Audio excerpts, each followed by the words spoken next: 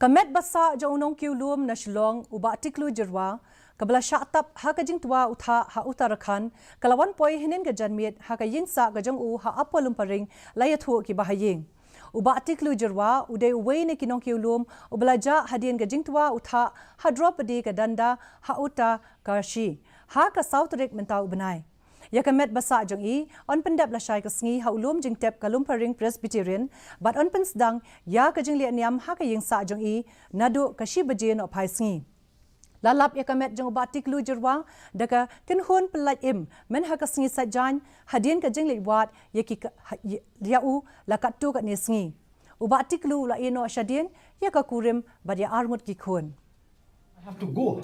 Maybe Tiklu, he might be one of them. Because somebody from the family or any guardian or parents should be there to identify the body. Straight away, I went inside that room that has been kept. Then I opened that body bag.